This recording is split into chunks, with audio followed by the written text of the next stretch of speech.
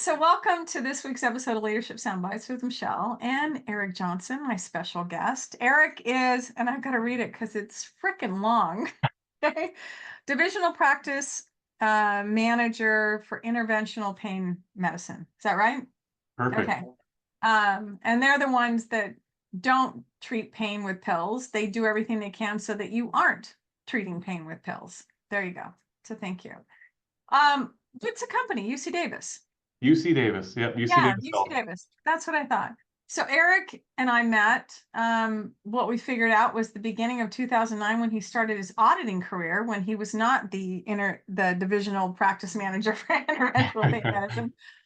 He was an auditor for E&Y, and I worked for Sutter Health at the time. And so what's interesting, what I'll say the introduction, and I'll tee up the quote that you're going to share, Eric, is that what surprised me about Eric, you're very quiet, by the way, and very unassuming, but solid, is that it would just be this, oh yeah, by the way, plus I run 100-mile races, right? Mm-hmm. And I'm like, what? Because everyone does, Yeah, because everyone runs 100-mile races. Mm-hmm. And so I was it's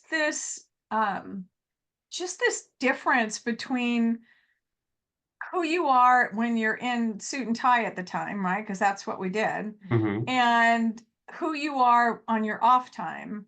And the reality when I look back of how much those two are similar, because you're the same human, Mm-hmm. which I think kicks off the quote, and we can talk about some of the lessons from your leadership journey. So what quote do you have? Yeah. Well, thanks for having me on here. It's an awesome privilege to be with you.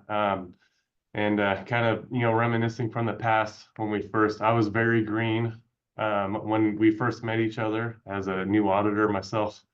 But yeah, this quote is actually one that we've kind of made the connection, but I don't really right off the bat make that connection to work related.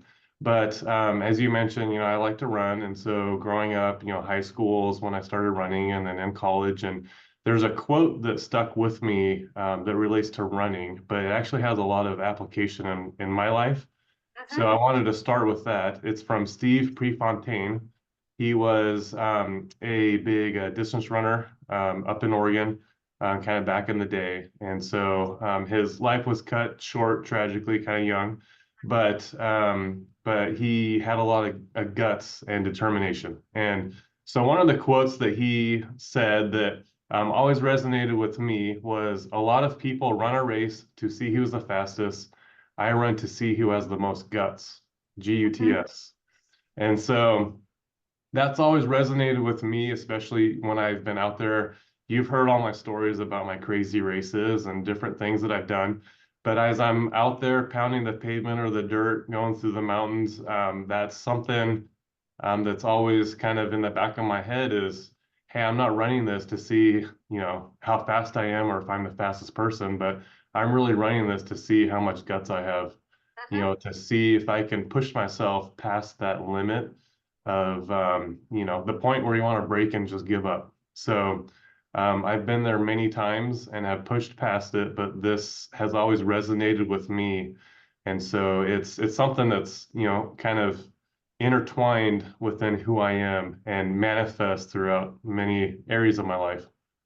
Well, it's interesting you say that, and I have to think that when you have somebody like that, that you know who it is, they, were obviously a distance runner, somebody that you aspired to be and were doing at the time, is that it's almost like this thing that drives you because you have so much respect for them as a human and what they're able to accomplish. And so it's like, if he can do it, I can do it. I've got to stay in this. Mm-hmm. What was interesting when you and I were talking about that quote, because at first you're like, I don't know if this really fits.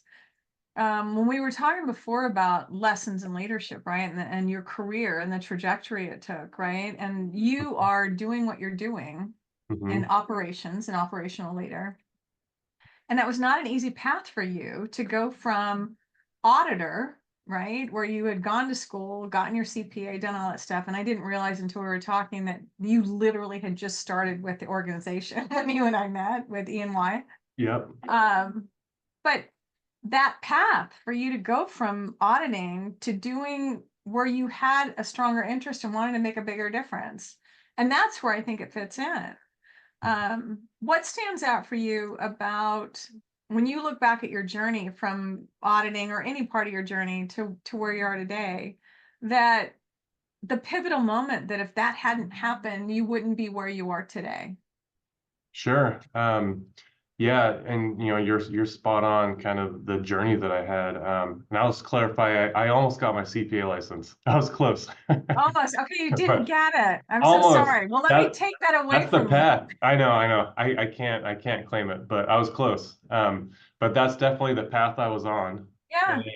so the pivotal moment, like you're bringing up, it was a struggle, it was a challenge because I was on that course, on that path, and that's what everybody knew me as. But it really took someone that was willing to give me that chance, that opportunity to, kind of take a risk on me, to show that, hey, I am interested in making a pivot, a transition from the finance route into hospital operations, healthcare administration. So that's kind of the pivotal moment. And we can talk a little bit about, kind of what that looked like, but it was a real struggle for me. No matter how much I expressed, hey, this is my desire, my interest, this is what I want to do. I mean, it's a risk, people got Yeah. to take on me. And I understood that, but it doesn't mean it wasn't frustrating. Trying to be persistent and just stick with it. But thankfully it eventually happened. So Well, it's interesting you say that, right? Because I think so much of how we lead today and how we show up today and how we engage with other people today is a reflection of what we've gone through, hmm right? And so what you're talking about is that even though you're just saying, I wanted this chance, I wanted to be able to do it, it was a number of times that you threw your hat in the ring. hmm Knowing you're like, this is where I want to go. You know me as a human, right? hmm My work ethic that I have and everything else. And yet that door is closed. hmm hmm So how has that experience with you? Because I can imagine it's frustrating, hmm right? How did that experience then inform how you are as a leader? Oh gosh. I think that's made me a lot more aware of others in a similar situation. One of the things that I love doing is I'm involved with Cal, the local Mhm. ACHE chapter here in Northern California. I love being involved in Cal with new up and coming leaders, connecting with the students and others that are kind of in that beginning journey of their career as well. Recently had an event where I was able to host and share my experience, and had quite a few people come up to me afterwards and say, "Wow, thank you so much for sharing your story," because it resonated with them. And I often find that with students, because when I go, I like to go speak at student organizations as well, and I'm a guest lecturer and at Sac State close by, Mhm. sometimes to their healthcare administration classes and program. And that's one of the things that I share with them is, and I've realized, they're all on the same journey as well, trying to figure out what they want to do. And it's just great to be able to you know, share that with them of, hey, you got to really, look inside yourself and decide what you want, and be persistent with it. And you got to, just pursue those opportunities that will help you kind of make that pivot. And that's the thing that I learned is it wasn't necessarily one big thing. I had to take kind of baby steps to kind of change that trajectory until, the right person came along and spotted it and said, yes, I can see that you have a great work ethic. You have a lot of potential, and you're thirsty to do this. Let's do it. Give it a shot. Share that a little bit about that story if you don't mind. Oh yeah, no worries. So Because that's not an everyday occurrence. no, no. So part of my journey, I had the finance background, but one of my mentors when I was working at Sutter Health after EY, I, started learning, hey, I think I might really want to get into operations and administration. So I started interviewing people, throughout the organization at Sutter, just that are in those positions, like, hey, Mhm. tell me what you like about your job. And I started figuring out that's what I want to do. And so I was fortunate to have a mentor, Van Johnson. Mhm. You're familiar with him, former CEO Yeah. of Sutter Health.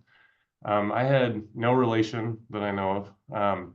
But growing up, went to high school. His youngest daughter was just a couple grades above me, so kind of knew him. Didn't really know who he was at the time because I was just focused on other stuff during high school. But just had a chance to reconnect once I was at Sutter. He had already retired, but he helped me really realize, go get your MHA to solidify that, and Mhm. get put that in your tool belt. So he helped me narrow down some great programs throughout the country. I ended up at George Washington University, and excellent program. Did 2 years straight. Was fortunate to right from the beginning make a connection. Who's later become a good friend, CJ Bazak, Mhm. former military, PJ, served overseas and in medicine. And so we both got connected in this program, and we found out we had a similar work style and work ethic, and worked really well together. So we often were pairs on projects, and we would just bust these things out, just like, what's the mission? Let's get it done. Let's do this. So we worked really well together all throughout those 2 years, and we just kept in contact. So, and he knew what I wanted to do, Mhm. make that switch into operations. So fast forward to COVID. Mhm. I was working at Adventist at the time, and still not truly in an operational role. But the ironic thing, healthcare, everything started shutting down because elective Yeah. procedures were gone. Everyone had to start facing tough, choices of, payroll is always the highest expense for a business. So it's looking at how do we reduce some of our costs because we don't have the money coming in. And so they started asking me to take some days off and whatnot, and just seeing the writing on the wall, I'm like, okay, who knows where this is going? And just fortunately, my friend CJ from my program, uh, we had kind of kept in contact, and early in 2020, he just reached out and said, hey, what are you doing?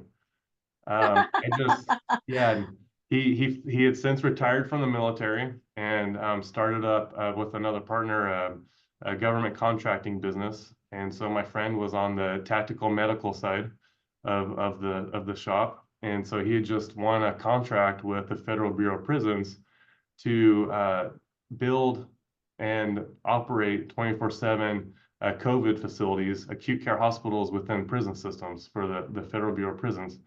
So he said, hey, what are you doing? And I'm like, what do you mean? I'm working over here. And we just started chatting, and he's like, okay, I just got this big contract, and we need to stand up this hospital. We need to build it, get all the equipment in there. We need to fly in clinicians to run this thing 24/7, and I need someone to help me run it. And he said, are you interested? I'd love to have you come and help me. You just dropped at my feet everything that I've been wanting to do. I know. I'm kind of like, okay, that sounds pretty intriguing. And you know how I am, as a ultra runner, someone that loves challenges and just push Mhm. myself. I saw it as a challenge. I'm like, okay, this could be really fun, or it could be really scary, but let's go try it. Why It's not? gonna take guts. Yeah, exactly. Uh-huh. It's gonna take some guts to do Yeah. this thing. So, I was counseling with my wife and, our son, and at that time, we didn't know much about COVID yet, and it was a real thing. It's like, okay, here's my option. I can go to the front lines, and I'll be in the midst of COVID patients and everything. And I don't really know what's going to happen to me, health wise. Don't really know what's going to look like, but it could be a really good opportunity to make that pivot. And so that's what I did. I decided to go on the road. I became a contractor. And so I went down there and worked with them, and we stood up that 21 bed acute care facility inside the first prison, and flew in a team, and I was running the operations 24/7. So I love that's it. where I got my foot in the door finally. And it's all, from a friend I developed through my program. Yeah. Um, it'll come from where you might least expect it.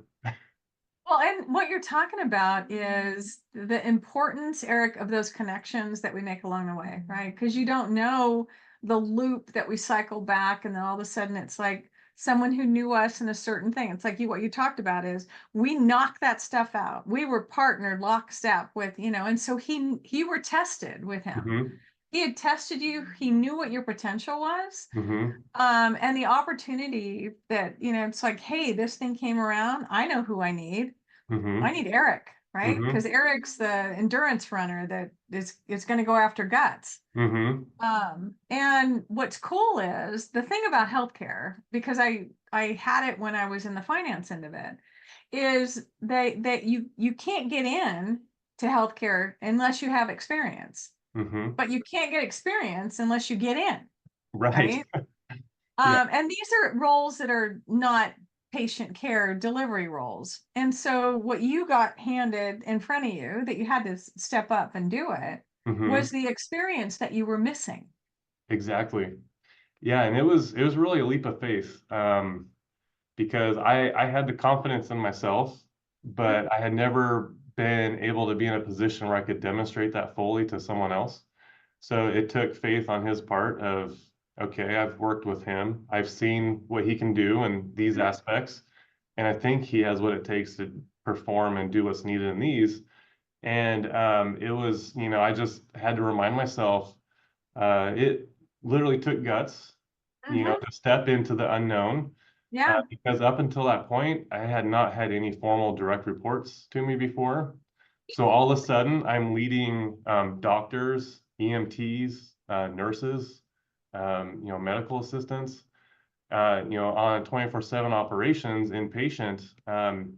And so it was all new, kind of like more, newer clinical terminology. I'd been on the finance side, but all the clinical operations was Oh, really new to me. yeah. Night and Um, day. Regulations, all the yeah.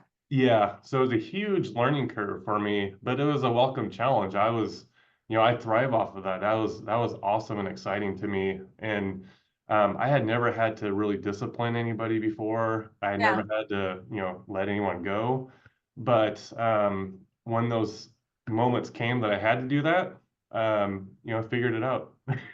Yeah. So Well, kind of. and a lot of it is if as long as you're well intentioned and you have people that you can seek for, Hmm. guidance and counsel and everything else. Again, I'm going to go back to Chrissy Buford. She's been on the podcast a few times and she talks about the importance of relationships, right? Hmm. And it's more than just stepping in, going, "What can you do for me?" Hmm. It is that partnership coming together, whatever it is. And I think that's the thing that gets you through the unknown because until we do something, Hmm. for the first time, we've never done it before. Hmm.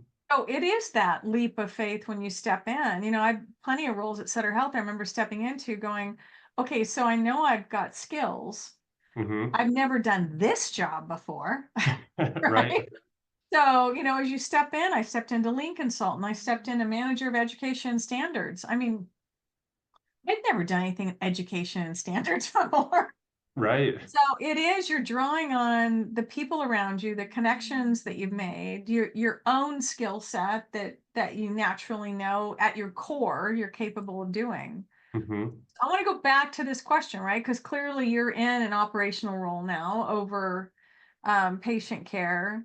Hmm. Is when you think about all those nuance and those details about the opportunity, it took guts and everything else with your team, and I can only imagine, but with your team, how does that translate on how you engage with them and hire people, identify opportunities for them, that sort of thing? Do you notice a shift in the way you engage versus where others may have with you in the past? Oh, absolutely. I think what you might have touched on a little earlier too is, those experiences that you garner, along the way and just kind of the mindset and the different way you look at things, after you go through experiences. For me, it's really, I can't help but, just look at the potential I know everyone looks at the potential, that someone has, but it's almost something maybe a little more in the forefront for me Mhm, is when I'm looking at potentially hiring someone. I'm on a lot of interview panels now here. Our mhm, department keeps growing and growing, which is great. And so I sit in these, and I've noticed that I'm a lot more conscious about looking for those opportunities, and those experiences that people bring up in the interviews mhm, is sometimes it doesn't relate, or it might not be healthcare related specifically, but they're demonstrating their critical thinking, mhm, their work ethic, their dependability. And those are really important parts that I look at because I know like I can teach someone the knowledge, the mhm, skills that they need to be successful. But if someone's sitting in front of me that has just demonstrating some of those core competencies, but maybe missing some pieces, that's okay, you know. mhm, And for me too, I'm fine if I bring in someone that might be a little need a little bit more polishing, or need a little bit more skill set learning in certain areas. I'm the kind of person I'm fine with helping teach that, mhm, mentoring them, and giving them that opportunity. And it's actually been really satisfying to see, especially some of our entry level positions that we have that interact with the patients, at the front desk, on the phone, doing scheduling, um, and so forth. Um, you know, I've hired a lot of people that have had no healthcare experience, but they mhm, have excellent customer service skills, and they've been able to demonstrate that. And so it's been really rewarding and fun to see once we brought them on board and they start learning and training in healthcare, just to see them flourish and continue on that path. And some of those that we've hired over a year ago, they've learned enough, and we've already promoted them to the next step. That you do need healthcare experience for, but now they've already had a year and they're mhm, grasping it. So I guess for me, from my experiences, that's kind of the mindset that I've taken and kind of learned from it is, there's a lot of people out there kind of like in my situation that have excellent skill sets in other areas, but their heart and their desire is to go into a different area, and they just need someone that's willing to give them a shot, give them a mhm, chance. So I like to think, you know, I'm a little more willing to help with that, and willing to accept the fact that, hey, maybe it's not going to go super smooth at first. It's going to take some work, maybe, mhm, um, but they have that awesome potential and mhm. foundation that it can be fantastic, once they grasp it. Yeah. And I can only imagine, thank you for that. And I can Yeah. only imagine the impact that it has on leaders within your team and how they view potential candidates as well, right? Is Mm-hmm. that you're not looking for everybody that has every single skill already Mm-hmm. knocked out at that level, unless it's just flat out required. Mm-hmm. Um, but it's like potential. So Mm-hmm. where are they demonstrating those competencies, those skills, those behaviors in other ways?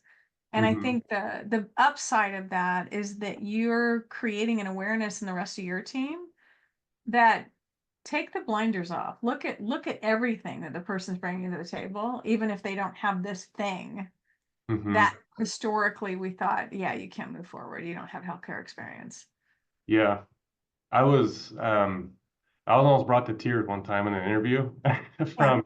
from a I don't want to give them away, but from someone interviewing for the entry level position that had no healthcare experience, and had some kids at home and had never had a professional job. Was just doing manual labor type work, but really had the desire for something better for him and his family.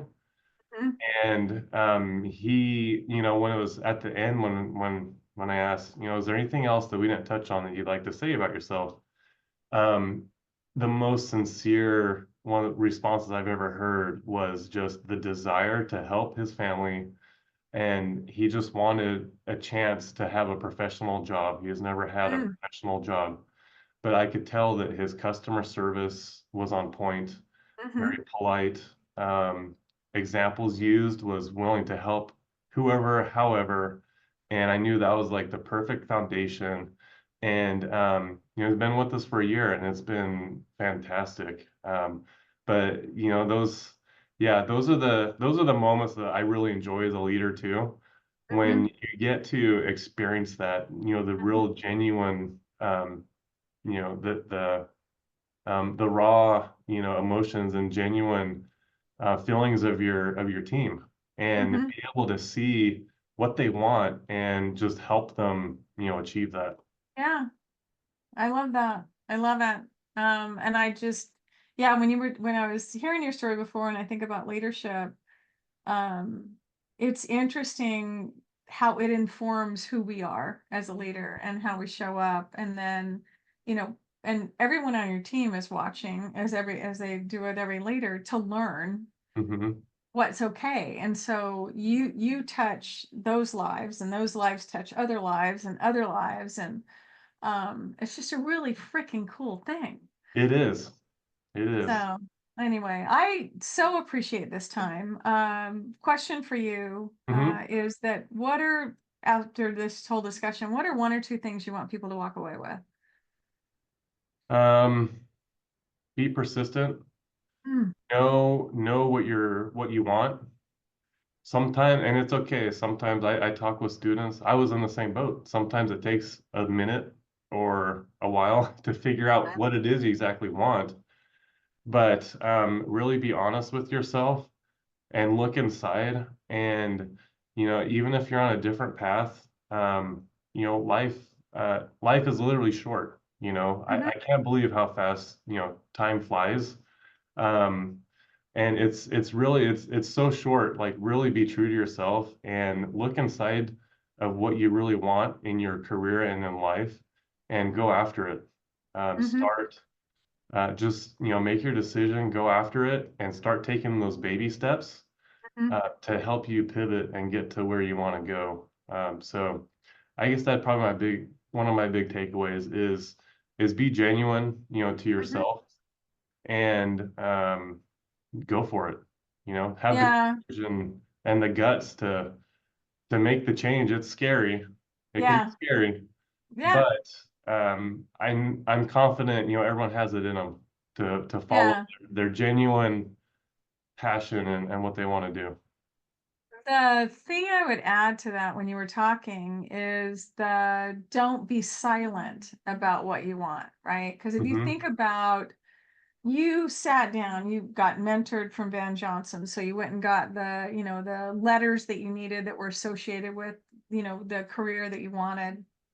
Um, but the other part of it too is, I'm sure at every person that you reported to, people that you had conversations with, I know your buddy that you went through the master's program with, they Hmm. knew what you wanted. Hmm. So it's not like you were underground, even though you are kind of stealthy that way, right? You Sure. weren't like underground Uh-huh. waiting for some magical opportunity. At every point, you were clear and let Hmm. people know what you desire, because the thing is, you don't know who's connected to someone else. Absolutely. And so I think those are the things too, that when you throw it out there and you're clear about what you want, it will happen, and in ways that you never predicted. Hmm. I was talking to a client earlier, and she's just stepped into a role that 7 years ago, when she started this org, she's like, I want to be in that role someday. Hmm. Well, that happens more than what we realize. So throw it out there. If you have curiosity or interested in something like that, don't sit silent about it. Absolutely. Yeah. So Make it known. yeah. So anyway, thank you. We have to do this again. Maybe in Of person. course. You, me, and Kendall will have a reunion too. Yes, Kendall that's right. Church is from, yeah, auditor from E&Y and the other stuff as well. So Yeah. until next time, Leadership Soundbites, please like, share, subscribe. And Eric Johnson, have an awesome day. Thank you. You too. Thank you so much.